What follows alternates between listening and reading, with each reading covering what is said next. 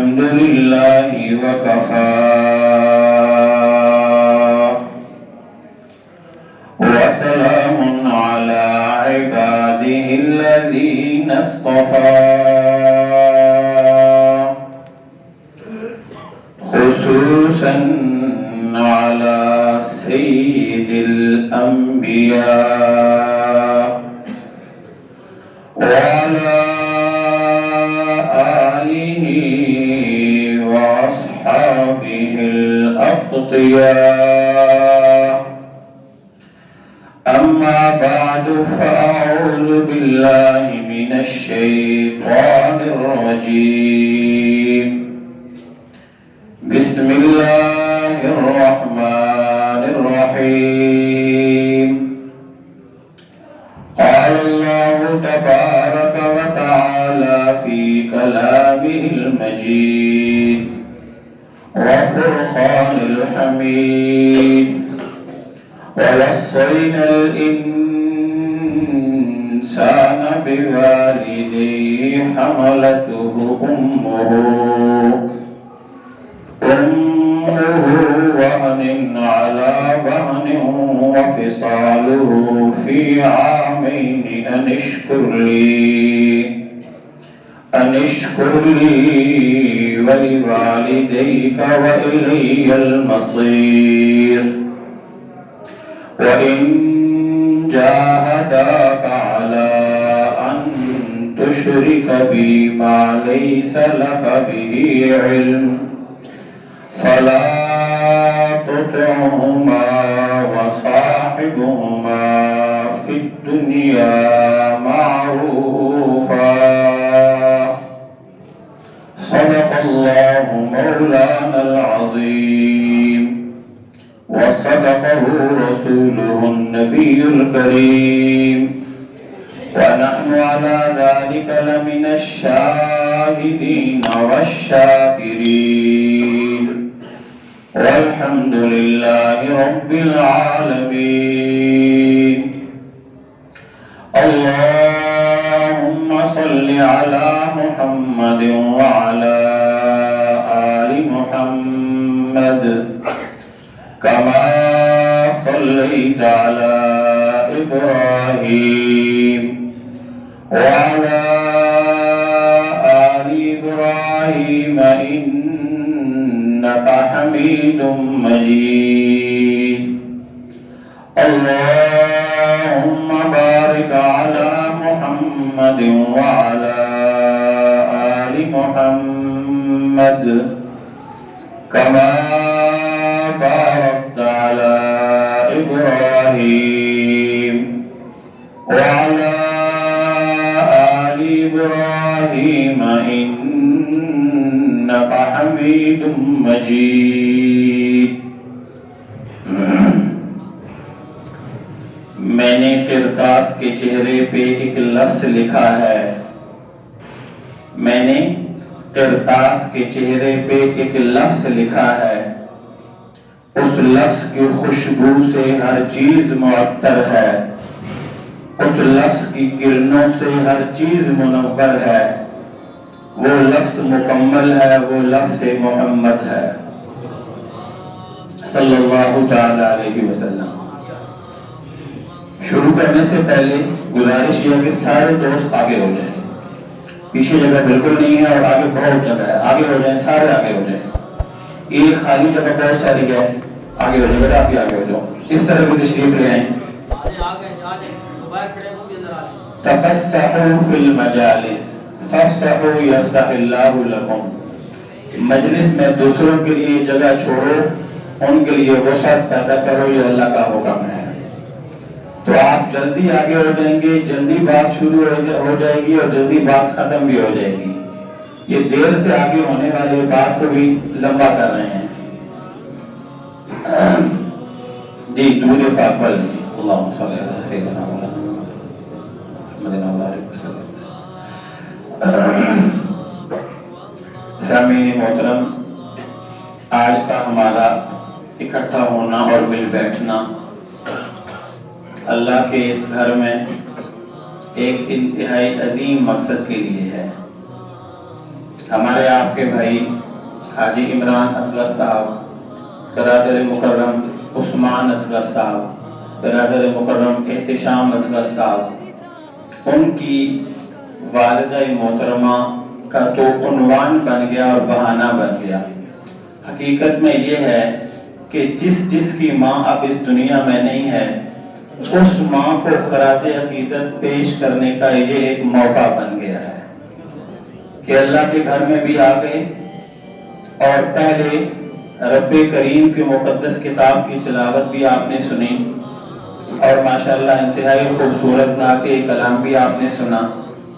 اب میری آپ کی ملاقات بھی چند منٹ کی ہے اور انشاءاللہ العزیز جلد ہی دعا بھی ہو جائے گی، لیکن سامعین، اس موقع پہ جو میں نے آپ کے سامنے تلاوت قرآن پاک کی ہے، پارہ نمبر 21 سورہ لقمان۔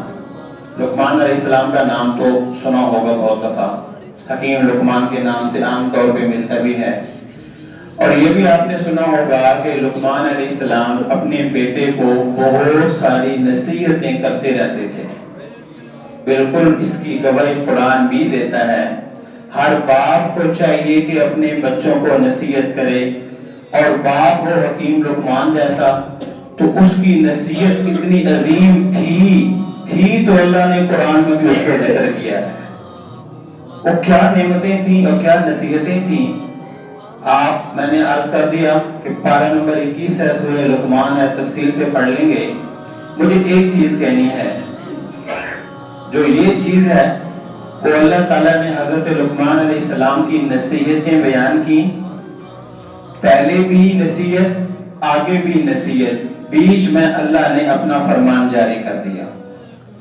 سنا رہے تھے واقعہ لقمان، سنا رہے تھے لقمان کی نصیحتیں، سنا رہے تھے لقمان کے بیٹے کو بتائی جانے والی باتیں، سناتے سناتے اللہ نے اپنی بات بھی سنا دی۔ وہ پہلی بات کیا تھی کہ لقمان اپنے بیٹے کو کہہ رہے ہیں اذ قال لقمان لابنہ یا بنی لا تشرک باللہ۔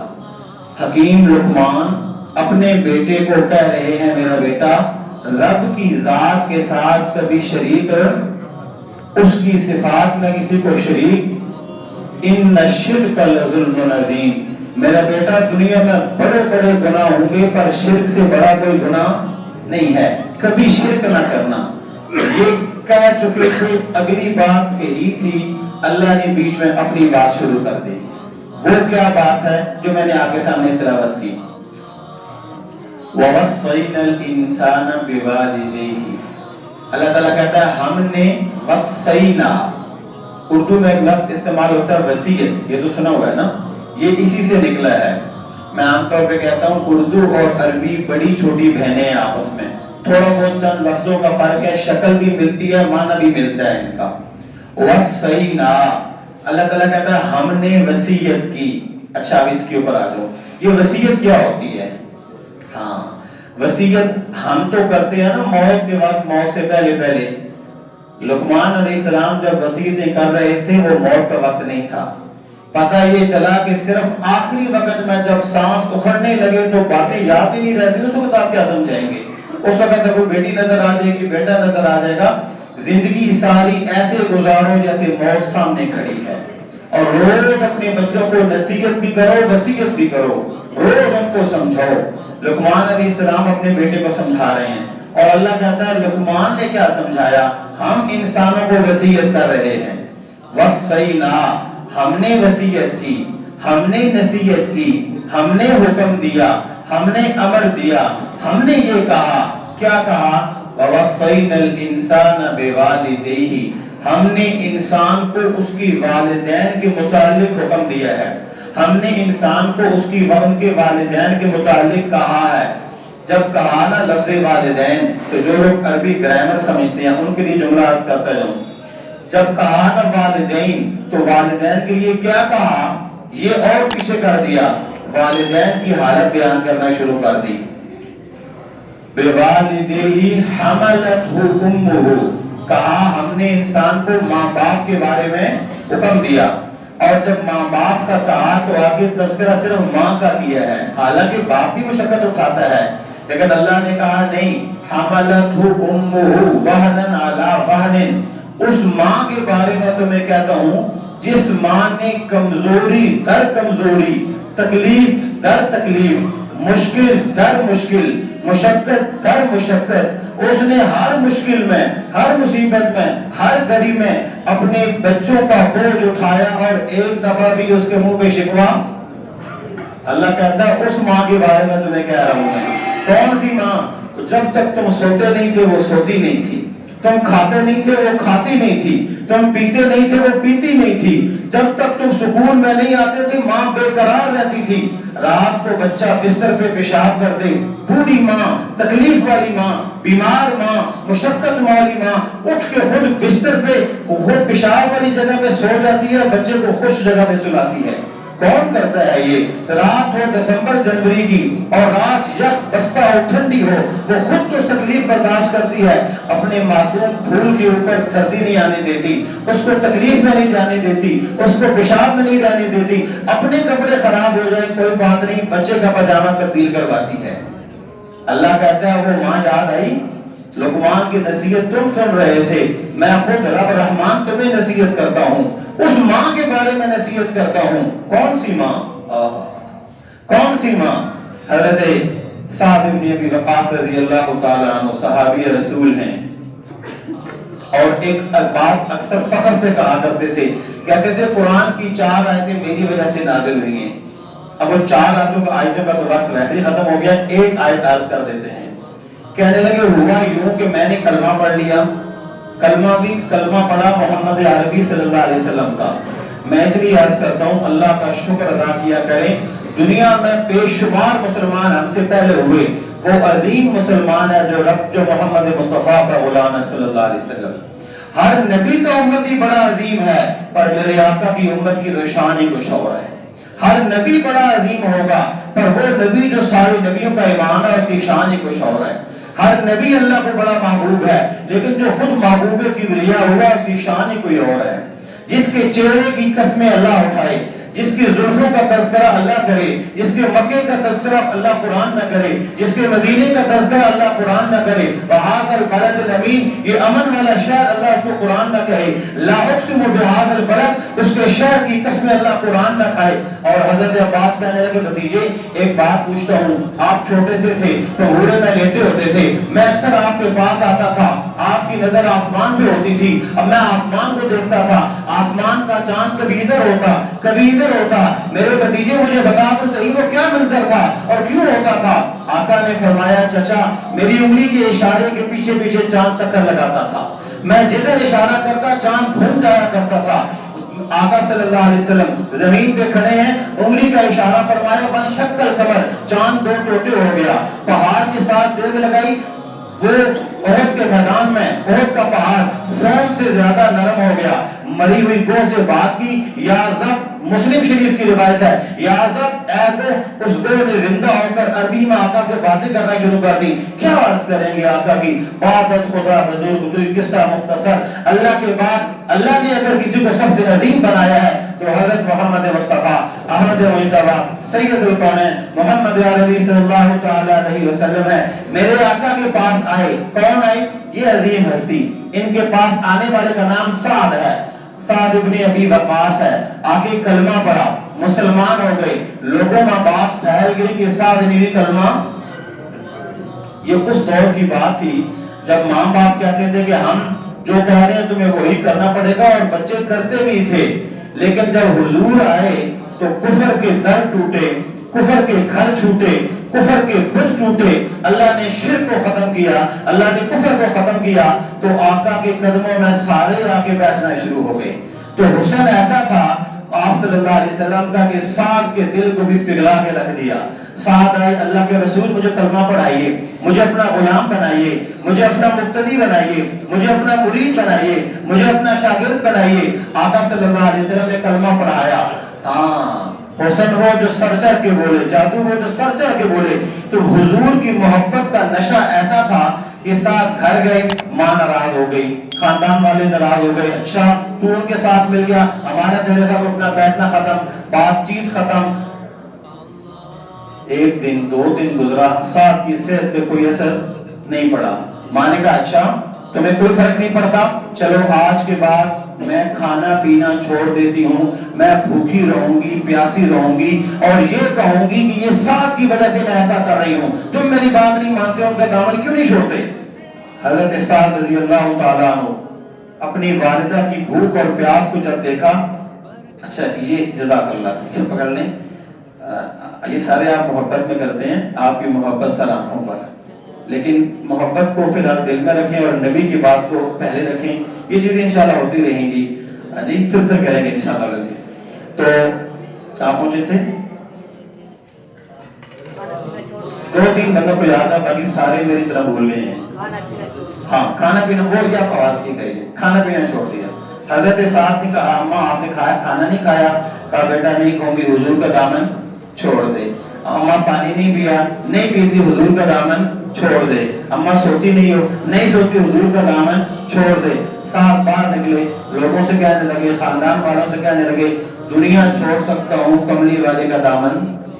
اس محبت کا نشہ ہی ایسا ہے، اس حسن کی مستی ہی ایسی ہے، اس نور کی کرن ہی ایسی ہے، اس خوشبو کی مہک ہی ایسی ہے کہ جہان چھوٹ سکتا ہے پر آقا کا دامن۔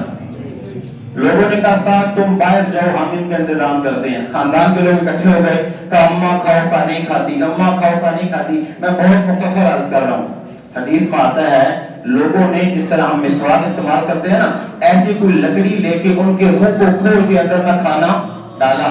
یہ ہو رہا تھا، ساتھ نکل گئے، کملی والے کے دربار میں پہنچ گئے صلی اللہ علیہ وسلم۔ وہاں پہنچے تو حضرت سعد کہنے لگے اللہ کے رسول میرے گھر کا تو یہ معاملہ ہے۔ اللہ کے رسول کے بولنے سے پہلے خود اللہ بول پڑا ہے۔ وہ آیت مبارکہ جو میں نے بھی آپ کے سامنے پڑھی، کیا کہا؟ والدین کے ساتھ حسن سلوک کرو، وَإِن جَاهَدَاكَ، یہ لفظ جاہد آیا ہے، جہاد سمجھے نا، جہاد، اگرچہ وہ تمہارے ساتھ لڑیں، وہ تمہارے ساتھ لڑائی کریں، وہ جھگڑا کریں، وہ تمہارے ساتھ جھگڑا کریں، پھر بھی، اور جھگڑا کس بات کے اوپر کریں؟ عَلَىٰ أَن تُشْرِكَ بِي، کہ تم رب کے ساتھ شرک کرنا شروع ہو جاؤ، فَلَا تُطِعْهُمَا وَصَاحِبْهُمَا، جو عربی سمجھتے ہیں، جو گرامر سمجھتے ہیں، ان کے لیے جملہ کہہ رہا ہوں کہ کیا کہا؟ ان کے ساتھ ان کی اطاعت نہیں کرنی، لیکن رہنا ان کے ساتھ ہی ہے پھر بھی۔ وَصَاحِبْهُمَا فِي الدُّنْيَا مَعْرُوفًا، ان کے ساتھ اچھے طریقے سے رہو، معروفا، امر بالمعروف، جتنا اچھا طریقہ تم اللہ کے لیے کرتے ہو نا، ایسے ہی اچھے طریقے سے اپنی ماں کے ساتھ پیش ہو۔ ساتھ وہ کلمہ نہیں پڑھتی نہ پڑھے، وہ ہمیں نہیں مانتی نہ مانے، وہ رب کے ساتھ شرک کرتی ہے بھلے بھی کرے، لیکن تم نے شرک نہیں کرنا، رہنا اسی کے ساتھ ہے۔ یہ نہیں کہ ہم والدین گاؤں میں رہ گئے، اولاد اسلام آباد میں پہنچ گئی، والدین چھوٹے گھر میں رہ گئے، اولاد ٹاؤن میں چلی گئی۔ جہاں پہ خود رہو، ماں کو ساتھ رکھو، باپ کو ساتھ رکھو، وہ جس حال میں بھی ہو۔ اگر ابا ابراہیم کا ہو، ابراہیم علیہ السلام کا، وہ کہے میں پتھر ماروں گا، لَإِن لَمْ تَنْتَهِ لَأَرْجُمَنَّكَ، ابراہیم کہتے ہیں ابا آپ پتھر بھی مارو، میں پھر بھی آپ کے لیے دعائیں مانگوں گا۔ تو والدین کی ڈانٹ برداشت کرنا نبیوں کی سنت ہے، صحابہ کی سنت ہے۔ ڈانٹ کے بدلے میں ڈانٹنا نہیں، یہ بھی نبی اور صحابہ کی سنت ہے۔ ڈانٹ کھا کے پھر پیش ہو جانا، پھر ان کے سامنے ہاتھ پھیلانا، پھر ان کی نوکری کرنا، پھر ان کی چاکری کرنا۔ ایک واقعہ تو بھی آپ نے سن لیا استاد محترم سے کہ کیا کسائی میرا ساتھی بن گیا موسیٰ علیہ السلام کا۔ لوگوں، ماں کی خدمت اللہ کی قسم اتنا عظیم عمل ہے۔ میں وہ حدیث کا ٹکڑا پہلے عرض کروں پھر وہ بات کہوں گا۔ آپ نے سنا ہوگا واقعہ جریج کا، مشہور تھا، بہت بڑا عبادت گزار تھا، 400-500 سال ایک عبادت خانے میں گزار دی۔ عربی میں اس کو صومعہ کہتے ہیں، اردو میں عبادت خانہ بھی کہتے ہیں، کچھ لوگ گرجا بھی کہتے ہوں گے۔ وہ 500-600 سال اندر سے باہر نہیں نکلتا تھا، عبادت میں لگا ہوا ہے۔ ماں نے پکارا ہے جریج، جریج نہیں آیا، جریج نہیں آیا، جریج نہیں آیا۔ جب تو ماں کے منہ سے ایک جملہ نکلا، اللہ تمہیں بد کردار عورتوں کا چہرہ دکھائے، یہ کہہ کہ ماں تو خاموش ہو گئی۔ اللہ کی قسم اس کی 500 سال کی عبادت پیچھے رہ گئی، اس کا گرجا ٹوٹ کے رہ گیا، اس کے عبادت خانے سے گھسیٹ کے اس کو نکالا گیا۔ ماں کا ایک جملہ 500 سال کی عبادت پہ بھاری ہو گیا تھا۔ 500 سال کی عبادت پیچھے رہ گئی، میری آپ کی تو 500 سال عمر ہی نہیں ہے۔ ہماری تو 50 سال کی عمر پتہ نہیں ہوتی ہے کہ نہیں ہوتی ہے. سنو میرے عزیزو، کسی نے کہا تھا نا، ماں ہوئے پتر ہوئے زمانے دا ولی، پر نہیں ماں دی پیرا دی خاک ورگا. یاد رکھو، عبادت اپنی جگہ، توکل اپنی جگہ، تقوی اپنی جگہ، زہد اپنی جگہ، ساری چیزیں اپنی جگہ. اگر ماں کی مرید نہیں ہو تو پھر باقی مرید جو بھی ہے وہ اللہ ہی جانے پھر وہ کیا ہے. ماں کے پاؤں دھو کے پیو، ماں کی خاک چھان کے اپنے سر کے اوپر ڈالو، ماں کے پاؤں کو پکڑ لو. میں جانتا ہوں یا نہیں جانتا، پڑھا لکھا ہوں یا ان پڑھ ہوں، ماں تیری جوجو کا بھی نوکر ہوں، تیرے پاؤں کا بھی نوکر ہوں. یہ وہی تو ماں ہوتی ہے. آپ نے بھی کبھی مشاہدہ کیا ہوگا، رات کو دیر سے ہو نا، گھر میں دروازے پہ دستک دو، جوان بیٹا بعد میں اٹھتا ہے، محبوب بیوی بعد میں آتی ہے، بیٹی اپنے رخت جگر بعد میں اٹھتی ہے، بوڑھی ماں پہلے اٹھ جاتی ہے. وہ سوتی ہی نہیں میرا پتر گھر نہیں آیا، اس کی آنکھ ہی نہیں لگتی میرا بیٹا گھر نہیں آیا. او رات کے اس پچھلے پہر میں، جوانی سے لے کے بڑھاپے تک، جب ہاتھ اٹھائے تو اپنے بیٹے کے لیے دعا، ختم کرے تو بیٹے کے لیے، جب تذکرہ کرے تو اپنے بیٹے کا تذکرہ کرے. بیٹا بیٹا ہے، اس کو بھی ماں کا فرما بردار رہنا چاہیے. اگر یہ ماں باپ کا فرما بردار نہیں ہوگا، میرے عزیزوں میرے دوستوں، میں نے ابھی عرض کیا، عبادت جتنی مرضی آپ کر لیں اللہ عبادت کا اجر دے گا، لیکن ماں باپ کی نافرمانی گناہ کبیرہ ہے. زنا کرنا لوگ گناہ سمجھتے ہیں، شراب کی بوتل کو گناہ سمجھتے ہیں، ماں کے سامنے اونچی آواز سے بولنا گناہ ہی نہیں سمجھتے، باپ کے سامنے چلانا گناہ ہی نہیں سمجھتے. وہ کہتے ہیں جی کیا کریں. نہیں، ماں باپ کے سامنے، ابھی آپ نے آیت سنی پہلے، مولانا فرما رہے تھے فَلَا تَقُلْ لَهُمَا اُفٍّ. بات تو دور کی بات ہے، تمہیں اف کی اجازت بھی نہیں ہے. بس دو باتیں اور بات ختم.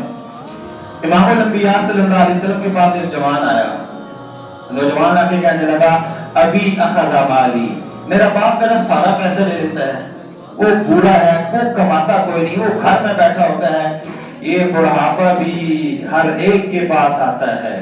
یہ جوانی تو ویسے ہی چند دن کی مہمان ہوتی ہے، بڑھاپا وہ سبق سکھاتا ہے جو کسی کتاب میں نہیں لکھے ہوتے. جو جوان تھا صحابی رسول تھا، دربار رسالت مسجد نبوی پاس آیا، کہنے لگا اللہ کے رسول دیکھیں نا میرے والد کو، اخذ مالی، میرا سارا ہی مال لے لیتا ہے، میرا سارا ہی پیسہ لے لیتا ہے. آگے کا کیا ہوا؟ آپ کا وہ یوں کرتا ہے، بلاؤ اس کو.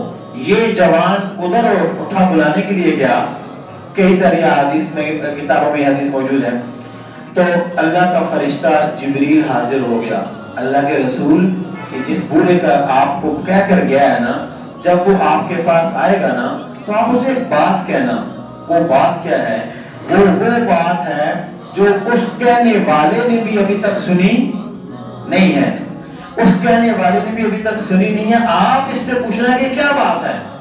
اچھا ٹھیک ہے، آنے دو اس کو. جب وہ بوڑھا آئے نا، اس کو ان کے والد آئے تو کہا بھئی یہ تم باپ بیٹے کا کیا قصہ ہے؟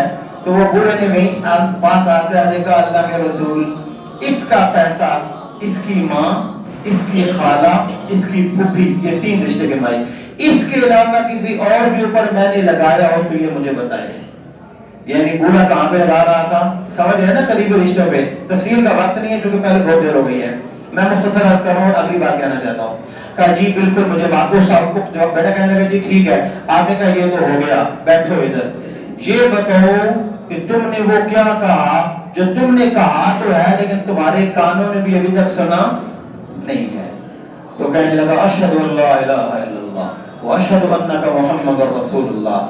میں نے تو وہ دل میں کہا تھا، آپ تک پہنچ گئی، یہی نشانی ہے کہ آپ سچے اللہ کے رسول ہیں.